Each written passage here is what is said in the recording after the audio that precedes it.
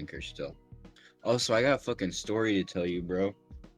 You tell me the So- story while I take up another blinker. So I this morning at work, I fucking literally like just got in, was talking to some of my coworkers, and my right ear like fucking clogs with earwax, right? So I said, fuck it, I'll just stay all day, and then I'll like, cause I have this fucking like camera with like a hook on the end. You know what I mean? It's not like an actual hook, but it's like I have these like padded like silicone things that goes on. You scoop your. My fucking ear was full of gunk. Yeah. And so I've been then, meaning to get one of those. so then I'm like, well, I might as well like clean it and put a new thing on and check the left ear, right? Just as fucking full. Like the fact that I could even hear out of that ear and I couldn't hear out of my right one, I was like flabbergasted. Yeah. And I was pulling globs of gunk out, and I was like, disgusting. Mm. It was not yummy. Alright, are we ready? Yeah, I'm ready. Not I was cutting you off, you know. Just No.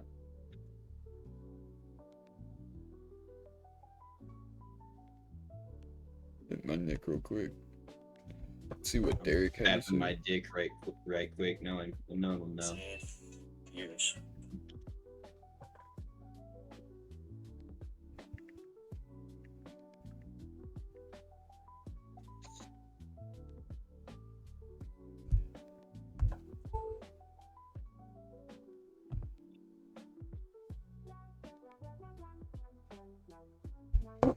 Alright.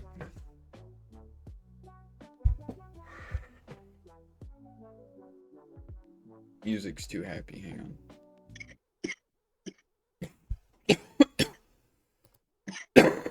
God damn it, you started coughing. I don't know what you're talking about, officer. Dude, I've been so tempted to get YouTube Premium. I have it. It's awesome.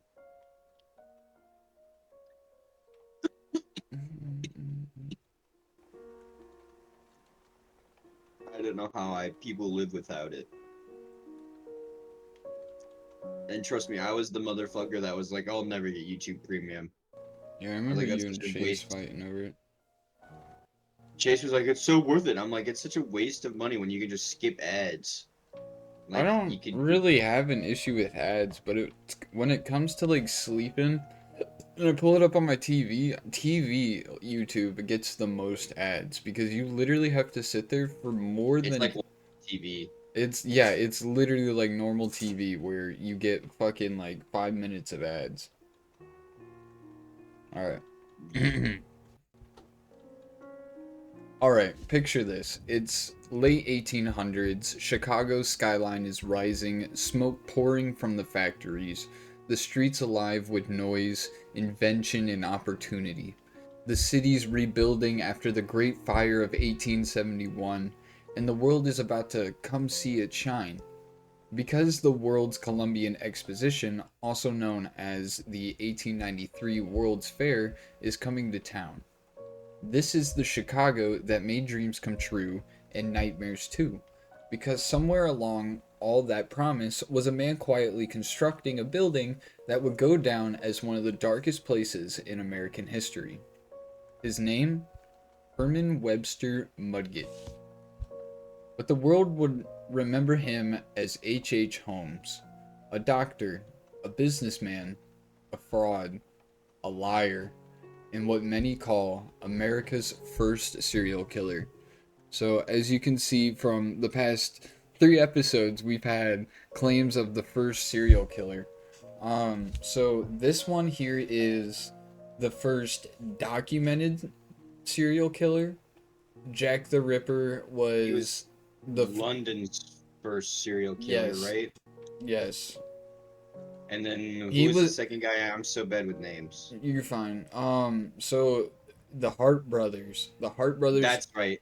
so They were frontier people that were going west for gold, correct? Yes. So let's get the timeline straight. All right. Mhm. First came the Hart brothers. They were the Good. first U.S. serial killers, not documented, so like they Mhm. weren't known until like later down history line, I guess. Um, Yeah. and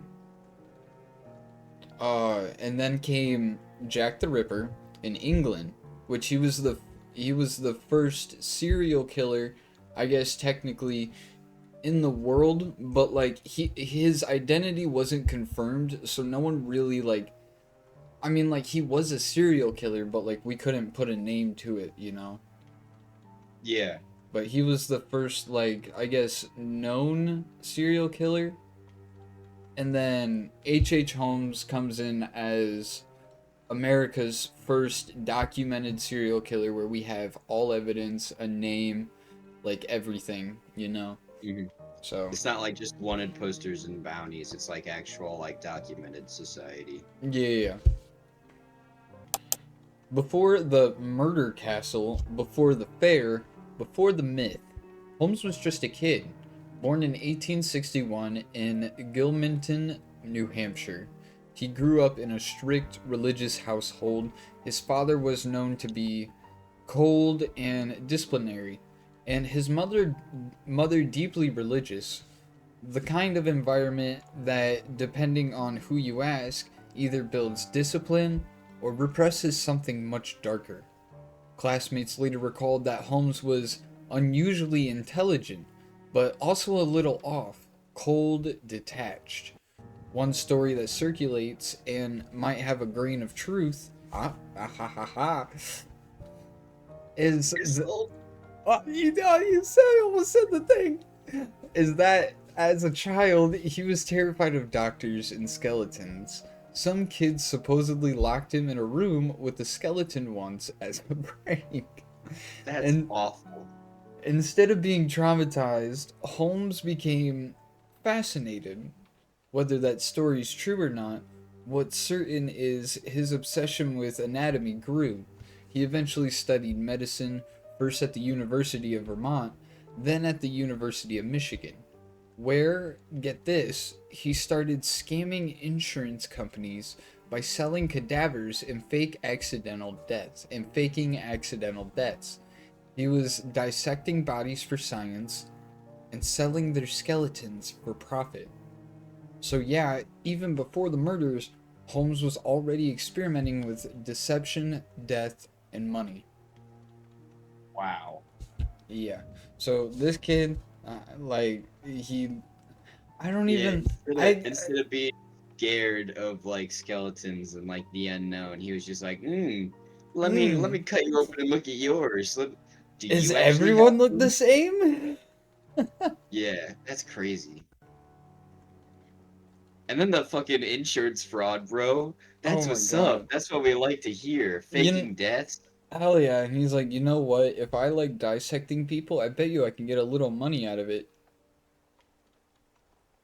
My one coworker always says if he ever sees someone he knows get in an accident, he's hopping in the car and claiming whiplash. So, by the mid 1880s, Holmes had left behind his old life, his wife, and his real name. When he showed up in Chicago in 1886, he introduced himself as Dr. Henry Howard Holmes. Charming, polite, well dressed, and educated. The perfect man for the new American city on the rise. He got a job at a drugstore owned by an older woman named Elizabeth Holton on the corner of 63rd and Wallace Street in Englewood. The store was popular, and Holmes quickly became a favorite with customers, mostly women. Uh, he was described as courteous and calm. Jesus, I can't read. But something about him made people uneasy. Soon, Elizabeth and her husband mysteriously vanished. Neighbors asked where they'd gone, and Holmes said, "Oh, they'd moved to California for their health." No one ever saw them again, and Holmes bought the store and the empty lot across the street. Uh, that's where things took a turn, because that's where the murder castle began. Hmm, murder I'm castle, I'm so interested to learn about this murder castle. murder So, like, just castle. real quick interjection. I literally only know of the guy's name. I know literally nothing about him except what I researched. So, I mean, like, and like with how, like, come on, with how high I would be getting, you know, I literally forget what I'd be writing because I wrote this like a I day or two ago. was about So, to say, you sent this to me like Sunday night. Or yeah. not Sunday night, like Saturday night. And quick little also interjection. I will be gone next week, so we're gonna try to make extra episodes this week. So next week you'll have backlog episodes. So Mm. apologies if any information that we drop will be changed. But yeah. Anyway. Holmes designed the building himself, claiming it would be a grand hotel for travelers visiting the upcoming World's Fair. Construction started in 1887, and almost immediately, workers noticed things didn't make sense. Walls went up, then came down. Rooms were built and rebuilt, stairways led to nowhere, doors opened onto brick walls, workers were constantly fired. Holmes didn't want anyone knowing too much about the building's layout. He used fake names for contracts, never paying bills, swapping crews whenever people got suspicious. By 1892, the castle was complete. A three-story building with shops on the bottom, apartments above, and hotel rooms on the top floors. But inside, it was something entirely different.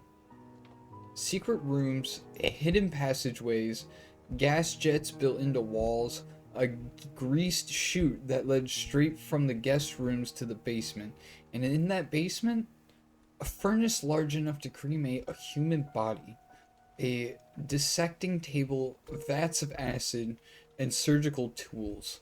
The newspaper later called it the Murder Castle, but at the time, it just looked like another hotel in the booming Inglewood neighborhood. Dude, that's fucking wild. Because like, Just it you literally thought you got sounds a like. grease shoot?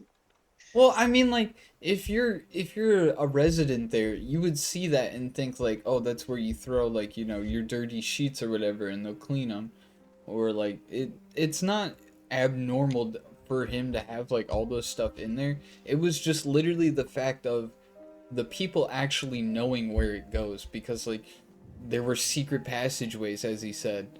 And Mhm. I'm not sure about the gas chutes. I'm sure like those are hidden gas chutes, so he like gas people and knock them out or something. I'm not. I think so. I think that's what they meant. And And when they built the building, putting a giant furnace, like, I'm sure that he thought that was like oh, yeah, well, that's for the building's heat. And like he purposely swapped out contractors, so I'm sure there were people that built the chutes, built the building around the chutes, and then he hired more different people to build the furnace at the basement, while hiring different people to like fucking connect everything. So mm, then it's not, and then he said he lied about multiple things. So like he literally could have just been like, oh well, this pipe actually connects to there, and as long as they don't actually follow the piping, they won't find out. that's true. When the World's Fair opened in 1893, Chicago was flooded with tourists, young women coming for work, excitement, or opportunity. Many of them ended up in Englewood, drawn by Holmes' promise of jobs, cheap lodging, or romance. And one by one, they vanished. Holmes hired dozens of young women to work as clerks, secretaries, or hotel attendants. Many were last seen entering the castle. Few were ever seen again. Some letters were sent home saying they'd found new opportunities or fallen in love. Letters that experts later believed Holmes himself forged. Jesus. Imagine just like hiring these people straight off the boat and then like, That's oh, funny. I'm gonna dissect you and throw you in a furnace. And then I'm gonna And then, message your family, making oh, them you think gave it's me a you. family's address? Dear mom and dad, I'm go not fuck dead. yourself. I'm not dead. Love, Cindy Lou. basically, I think Wasn't it, he wasn't it the guy that was like targeting girls like on runs, and then he would like write to the like family that like their daughters were dead essentially. no, he basically what he would do is like these people would go missing for days, and then he would end up writing to the family, being like acting like the person being like, "Hey, I'm not actually missing. Here's where I am, and I'm not coming back. And stop looking for me," you know. And he did it for Mhm. multiple victims. I'm upset I can't remember off the top of my head, but sorry. A few people around Holmes started to notice strange things. A tenant once claimed she heard screams through the walls, muffled but unmistakably human. Another reported strange smells coming from the basement, the kind of odor you'd never forget once you've smelled death. One construction worker even claimed he helped install a secret chute that went to the basement, but was told never to ask what it was for. Still, nobody pushed too hard. Holmes was rich, connected, and respected. Chicago was full of people trying to reinvent themselves, and in that chaos, a man like Holmes could hide in plain sight, but it wouldn't last forever. Oh, beautiful. Thank you.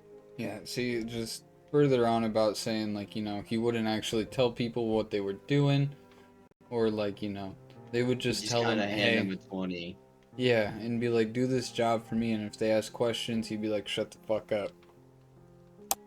Holmes' greed would catch up with him, not because of murder, but because of the money. And when police finally went looking for him, what they found inside that building would shock the world. Most of Holmes' victims were young women, often in their 20s, drawn to Chicago for work. At the time, it was one of the first big cities in America offering real independence for women. So many came on their own, looking for jobs at the fair or in shops. Holmes offered just that, work in his pharmacy, his hotel, or his office upstairs. He was a smooth, polite, and confident. People trusted him. One of his first known victims was Julia Smith. Holy cow, it's a weird way to spell Smith. With a Y? Okay. And then a THE. I know, right?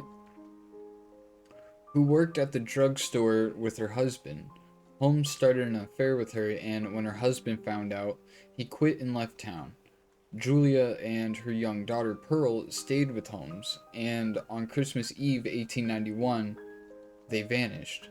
Holmes told neighbors Julia had gone to visit family for holidays. She never came back.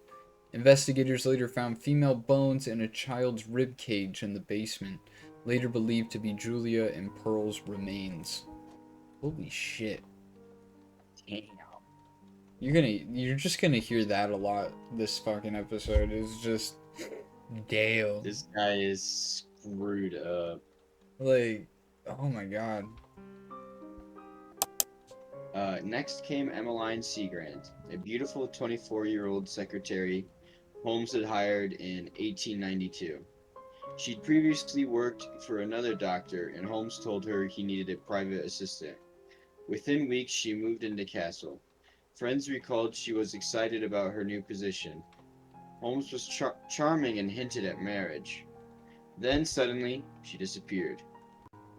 A witness claimed he saw Holmes carrying a large trunk out of the building around the same time.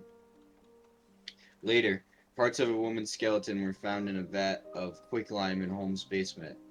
It was never proven, but many believed it was Emmeline. In 1893, two sisters, Minnie and Nanny Williams, came into Holmes' life. Minnie had inherited property in Texas, and Holmes, ever the schemer, saw opportunity.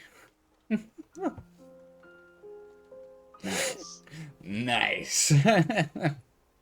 He romanced Minnie, convinced her to sign the property over to him under an alias, and then invited Alias. under an alias, and then invited her sister Nanny to visit. Witnesses saw Sorry. both sisters enter the castle. Only Holmes came out. When detectives later searched the property, they found Minnie's watch and chain along with correspondence written in her hand, but again, no bodies. So what exactly was this murder castle? Here's what police found when they finally examined it in 1985. In And 1890. yes, Hold on, god pause. damn it. Nah, God damn it. you're gonna Hold up. correct me. I'm gonna correct you. It's 1895. I know. I mixed numbers. Numbers are hard.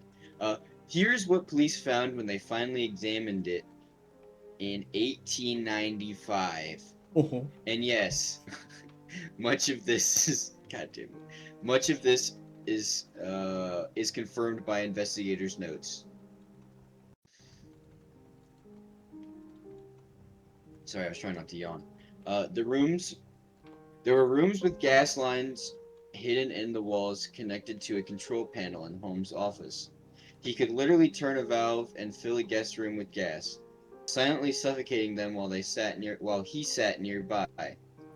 There were soundproof chambers hidden hallways and chutes leading to the basement, where Holmes kept a large furnace, a dissecting table, acid baths, and quicklime pits. Detectives described the basement as a medieval torture dungeon built by a modern man. One officer, Detective Frank, wrote in his memoir that the smell of the basement was a stench like rotting death and chemicals, something no man forgets. damn. During the World's Columbian Exposition, Chicago saw over 27 million visitors. Hotels were booked solid, and Holmes' building, conveniently located, drew travelers consistently. Holmes advertised it as the World's Fair Hotel, offering cheap rooms just outside the city center. Witnesses said women would check in and Holmes would personally carry their luggage upstairs. Some never checked out, but with so many people coming and going, nobody noticed missing faces until Holmes' lies started piling up. See, for all his monstrous intelligence, Holmes wasn't caught because of murder. He was caught because of fraud. After the fair, his debt started to pile up. He'd taken out insurance policies under fake names, borrowed from banks. and- Pond. I know, I don't know why I keep yawning. You're good. Yeah, and conned investors. Then he tried to pull off one last scheme, faking the death of an associate named Benjamin Pitzel. Don't know why I had to put the accent on that. Uh, to to collect on a $10,000 insurance policy. Holmes actually killed Pitzel for real, burning his body with chloroform and fire. He took custody of Pitzel's three children, claiming he'd reunite them with their mother, but instead the children disappeared. Dude, holy shit, this guy is on a fucking roll. Can you imagine if he wasn't addicted to money and murder, if he was just addicted to murder? Do you think he would ever have gotten caught? No. Well, he definitely would have gotten caught. I feel like the money's helped him not get caught. It's simply because of the hotel. Well, no, he got caught because he tried to. He the, he thought it was so He easy wasn't to smart commit with his money. fraud. He wasn't smart with his money. He knew what he was doing with his money though. He just wasn't smart with it in the end. That's when Detective Frank Gare of Philadelphia got involved. He started following Holmes' trail across several states, and what he found was beyond comprehension. Gare traced Holmes through hotel records, letters, and false names until he finally found the decomposed remains of two of Pitzel's children buried in a Toronto cellar.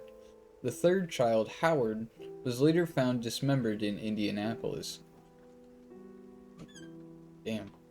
Holmes was finally arrested in Boston in November 1894, initially on fraud charges.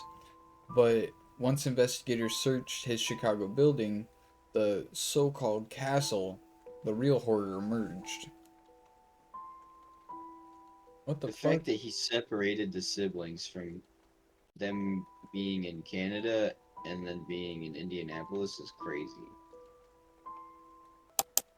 Detectives reportedly found a woman's hair fused to the wall of a furnace, charred bones in the lime pit, and pieces of jewelry identified by relatives of missing women. Newspapers went wild, called it the Castle of Horrors, the Murder Factory, and the House of 1,000 Deaths. Was it all true? Not entirely. Some reports exaggerated the number of victims, claiming hundreds. Modern historians estimate around 9 to 12 confirmed victims, possibly up to 27 or more, though Holmes himself once bragged it was over 200. What the what the fuck? The man was sitting there just bragging about his kill count. When the fuck was this? How did he have the time to kill 200 women? What do you mean? He owned a hotel. He could done it any time. That's true. Back then, no one really had like tabs on people like that. Like it was by letter if you found out your family member was dead or not. Yeah, that is true. It was a lot easier to just mail someone and be like, hey, I'm not missing. Don't go looking. Yeah. But even if the real number is smaller, what investigators did find was enough to prove Holmes was operating one of the most horrific crime scenes in America's history. Holmes was tried in Philadelphia in 1895 for the murder of Benjamin Pizzel. During the trial, demeanor, his calm demeanor, shocked everyone. He spoke eloquently, smiled at reporters, and even cross-examined witnesses himself.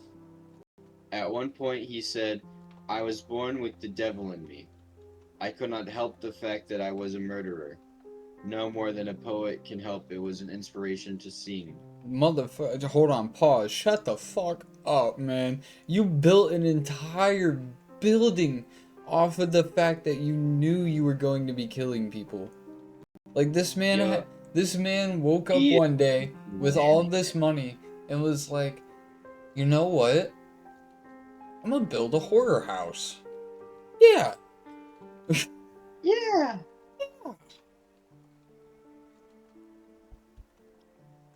That quote, published in the Philadelphia's Inquirer, turned him into a legend, a real-life Dr. Frankenstein, charming and monstrous all at once.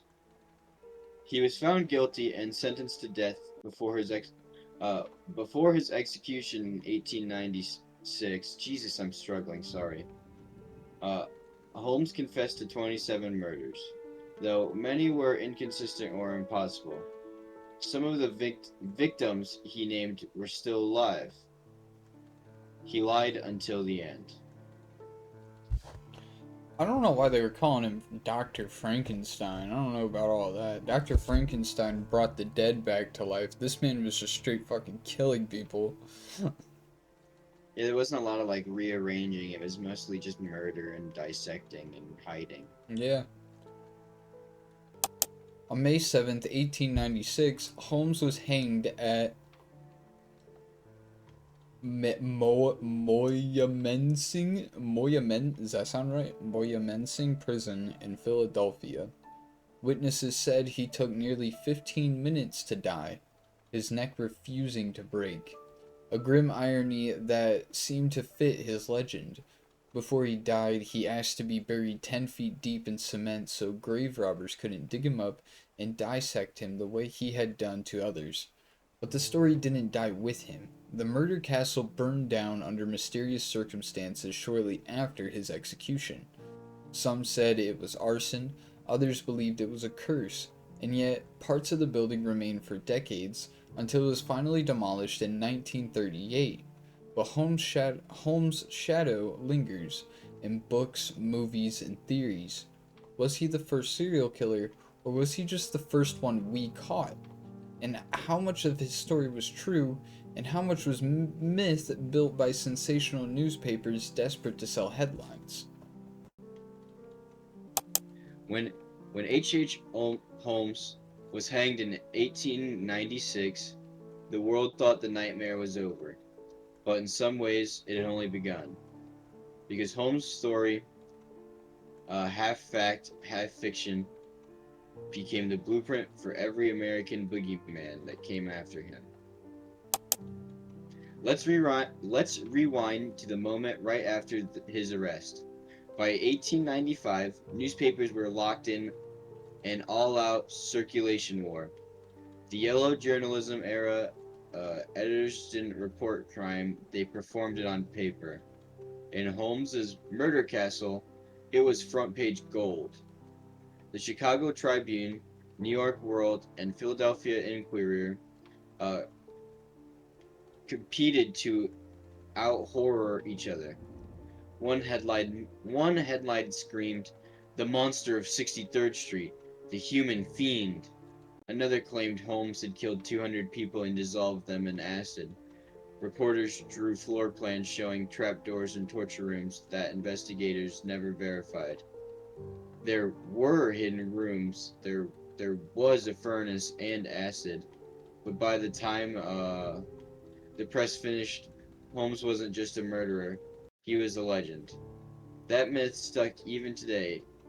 If you Google "murder castle," half of what you'll find traces back to those 1895 papers. Wow. Yeah, actually, I'll look it up. That's funny, we pulled up the same picture.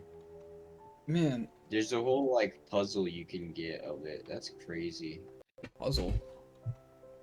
Yeah, on Etsy. Oh, are you talking about this? Oh, okay. Here, actually, weirdly, this looks like a better picture to look at.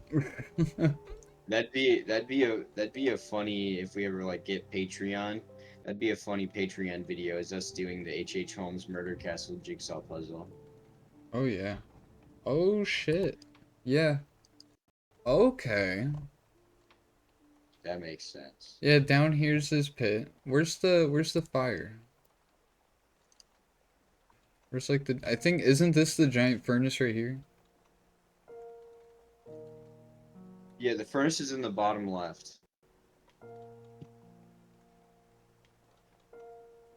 And Yeah. then like I'm just looking for that chute. Right here. Here's that chute. It's right here on the edge. You see it? yeah, it's by the middle. Yeah.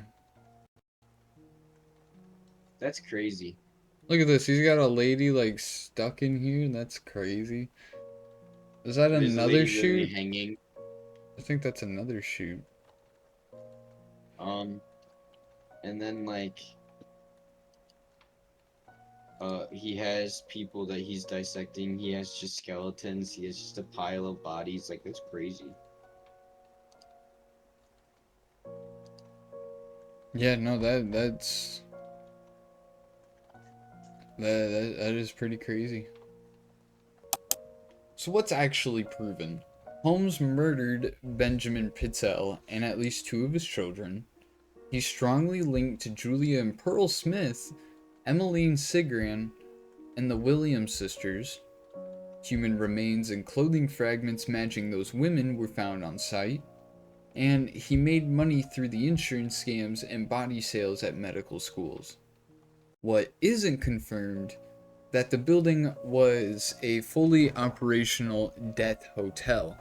Historians point out that the castle was mostly offices and apartments. Many torture devices might have been lab equipment or plumbing fixtures misidentified by panicked reporters. That doesn't make Holmes any less evil. It just means the truth is complicated. He doesn't need a horror maze to be a monster. He only needed an opportunity and a city to distract to notice. Now, let's talk about one of the wildest theories out there. Was H.H. Holmes actually Jack the Ripper? The idea comes from timeline overlap.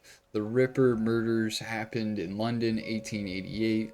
Holmes lived in the US, but there are travel gaps in his records that year.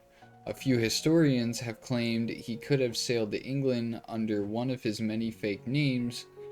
In 2017, a distant relative, Jeff Mudgett, even wrote a book and produced a docu-series claiming Holmes was his great-great-grandfather and the Ripper. They pointed out handwriting similarities between Holmes' letters and Ripper correspondence, and ship manifest showing a H. Howard arriving in London months before the killings. Sounds convincing, right? Well, forensic scientists later debunked most of it. Travel records show how Holmes was in Chicago and New Hampshire during parts of 1888. And the handwriting match, experts said it was inconclusive at best. DNA testing from Holmes' supposed grave, when exhumed in 2017, showed it really was Holmes buried there, but proved no link to the Ripper killings. So, interesting theory, but no solid proof. Still, it's just something that people want to connect him to the Ripper. Both men personify that same late Victorian fear, that progress in civility could hide unimaginable darkness. I mean, the timeline makes sense, but if he has an alibi being in New Hampshire in 1888, I don't think he can commit murders in London in 1888. Yeah, I mean, it is an interesting theory. What? Isn't it like a year's journey by boat from like England to America? I have no clue. After Holmes's death, strange stories kept popping up. In August 1895, just weeks after police finished searching the building, a mysterious fire gutted the top floors.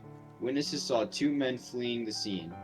The cause was never confirmed: arson, maybe insurance fraud, or maybe someone just wanted that place erased. Reporters called it the devil's work. Neighbors swore the basement smelled like burning flesh again. Years later, people who had worked the investigation reported eerie accidents. A former junior died in a freak explosion. A police officer who guarded the evidence room supposedly shot himself. Were there coincidences? Probably. But the legend of Holmes' curse took root, because this was the age when every tragedy had to have a ghost story. The murder castle stood partially intact until 1938, when the U.S. Post Office bought the lot and tore down the remaining structure.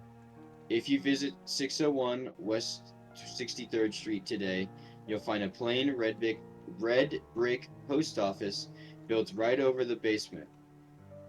Postal workers have reported cold spots and strange noises, but come on, it's Chicago. The pipes alone could tell ghost stories. Yeah. Oh, that's a good one. Holmes. He picked a good spot. He picked a good spot. Oh, that was funny. Holmes' descendants lived quietly. Some changed their names. And in 2017, when Jeff Mudgett's team exhumed Holmes' coffin to verify it was really him, they found his body encased in solid cement, exactly as he requested. His mustache and clothes were still recognizable. Even in death, he got his wish. No one could dissect him. So, like, this man was covered in cement and his mustache was still enclosed. So, like, he didn't even, like, rot. He didn't, because he wasn't exposed to the elements. He essentially, like, encased himself. So why does Holmes fascinate people even now? Because he represents the birth of modern evil. Before Holmes, murders were bandits, crimes of passion, outlaws. Like, for example, the Hart brothers. Holmes was organized. He planned, profited, and performed. He was the prototype of what criminologists later called the psychopathic serial killer: charming, manipulative, emotionless. He preyed on the optimism of an industrial age, using science and progress as his cover. A doctor, a businessman, a killer hiding behind innovation. And that idea, the killer who blends perfectly into society, is still what terrifies us today. You can see Holmes' influence everywhere. in the movie like Psycho and American Psycho, in characters like Hannibal Lecter, and even in the concept of the murder hotel, an American Horror Story hotel, which was directly inspired by Holmes's castle. Dude, I'm not gonna lie. Fun fact of the day, because I actually thought, like, I always saw ads for the hotel season that was coming out on like Hulu when I was watching a lot of shows back then. And I used to think it was really interesting. And you know, now knowing that that whole time that hotel is based off of this, that's fucking sick. And now American Psycho, I'm not I'm not really see how I don't really see how his influence is there other than like killing people in a hotel room, Yeah, I I don't. guess. Like that's all I can really see. I don't know. Yeah, and the fact that like, because I'm guessing they still use his behavior of like being like, oh, hi, I'm such a cool guy, to like ID psychopaths is crazy. Yeah, well, I mean, even then, what they just said, it's not wrong. I mean, look at one of the greatest people ever. Actually, look at a lot of people. You've got charming, manipulative, emotionless. You've got um Preying on Epstein. optimism. You've got Epstein. You've got Ted Bundy. You've got I mean I guess you could say um I don't even know. I understand that. Jeffrey Dahmer maybe, I don't know. In recent years, historians have tried to peel back the legend. Researchers from DePaul University studied old blueprints and discovered that some of the so-called torture rooms were simply storage or plumbing chases. But they also found records of hidden doors and sealed spaces exactly where police reported them. So the truth lies somewhere between tabloid fantasy and grim reality. The more we learn, the more Holmes feels human, and that's the scariest part. He wasn't a supernatural demon. He was a man who used intelligence without empathy, a person who looked at other people and just saw profit margins. The fascination keeps growing. There are documentaries, graphic novels, and even a film in development called The Devil in the White City, based on Eric Larson's best selling book. That book did something important. It put Holmes back into the real context of his time. The bright, hopeful 1893 World's Fair, the fair showed humanity's genius. Holmes showed its darkness. That contrast, light versus shadow, is what keeps the story alive more than a century later. Every time we tell stories like this, it's tempting to focus on the killer. But behind the myth are real people who never got to tell theirs, like Julia, Pearl, Emmeline, Minnie, Nanny, and the Pitzel children. They're the reason this story matters. Holmes wanted to be remembered. He succeeded, but not the way he hoped. Instead of fame, he became a cautionary tale, a reminder that progress without coexist or Consequence. Consequence. consequence, uh, a reminder that progress without consequence can build castles of horror. So that's the true story of H. Holmes, a man who turned the promise of the American dream into a trap, a city chasing modernity that accidentally gave birth to its first modern monster. More than a century later, his building is gone, his bones are buried, but the fear he sparked, the fear that anyone, anywhere, could hide such evil behind your smile, still echoes. If you made it this far, thank you for watching. Let me know your thoughts in the comments, and do you think the murder castle was as deadly as the papers claimed, or do you think Holmes' own lies build the legend? Thank you all for watching. Remember to hit the subscribe button, like button, hit that notification bell so you know when we upload. Check out the Discord down below so you can be there for when we announce episodes before they're even out. Or And for streams and stuff, or funny anything. memes or gaming. Anything. Really, Just join the Discord for the community. And Aiden? remember, chat, take it all with a grain Grain of of salt. salt. We'll see you next Ewoks. time, chat. Wrap Peace. it up. Wrap it up.